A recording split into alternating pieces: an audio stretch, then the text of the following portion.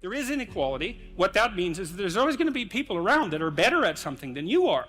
And that's a problem, because you can get jealous and you can get bitter and you can get resentful, and worse, you can get hopeless. You have to be careful who you compare yourself to. Now, you can't just not compare yourself to successful people, right? Because then you don't have anything to aim at. You need an ideal because you have nothing to aim at, but an ideal is a judge, and you always fall short of the ideal. So how the hell can you have the benefits of having an ideal without having the crushing blow that goes along with having the judge that always regards you as insufficient? And this is something I've had to work out a lot as a clinical psychologist. It's like, well, let's say you need a goal, but we don't want to let your distance from the goal crush you. So you got to set up a goal, and then you got to make the goal, break the goal down into parts so that you can move towards it and you have a fairly high likelihood of doing it. It's some practical knowledge about how to go about achieving an aim. Set a high aim, but differentiate it down so you know what the next step is, and then make the next step difficult enough so you have to push yourself past where you are, but also provide yourself with a reasonable probability of success. It's also what you do with children, right? You want to push them because they need to grow up and be more than they are, right? But you don't want to crush them with constant failure. So what you do is aim high and make the goal difficult but proximal. So anyways, so that's one way of looking at it. But then the next thing is, you know, I've had clients, many clients in their 30s, who are trying to, this is more true with women, I would say. A lot of women who are very high achieving, who established their career goals at 30, and then want to differentiate out their life. They want to have a husband, they want to have a family, they're trying to figure out how to do that. And one of the things I've noticed that around 30, you really have to stop comparing yourself in some ways to other people. And the reason for that is that the particularities of your life are so idiosyncratic that there isn't anyone really all that much like you, you know, because the details of your life happen to matter.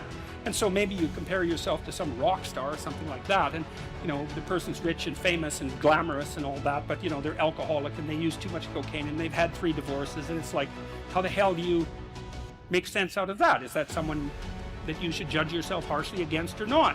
The answer is you don't know, because you don't know all the details of their lives. And who do you know that you can compare yourself to?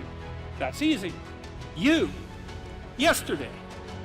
So here's a good goal. It's something like, well, aim high, and I really mean that. It's like, we'll talk about that a little bit too. Aim high, but use as your control yourself. It's like, so your goal is to make today some tiny increment better than yesterday. And you can use better, you can define better yourself. This doesn't have to be some imposition of external morality. You know where you're weak and insufficient, where you could improve. Think, okay, well, this is what I'm like yesterday.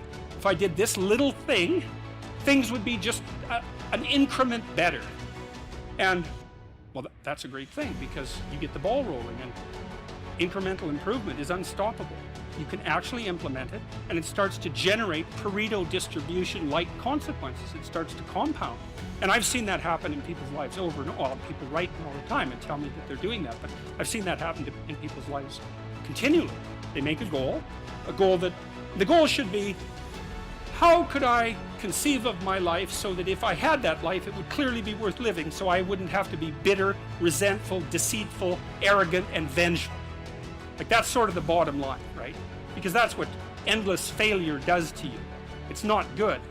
And that's what life without purpose and a goal does to you as well, because life is very hard. So you think, okay, well, I need to adopt a mode of being that would justify my suffering.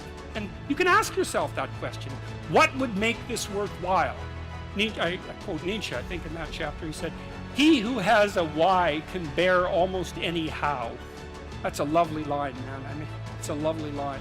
And it's really worth thinking about. So you think, well, how do I manage all this misery and suffering and futility? It's like, well, I need to figure out what I would have to do in order to make that clearly worthwhile. And so then you have your goal, and then you think, well, I need to move towards that incrementally, because I'm kind of useless and can only do so much, and maybe not even that.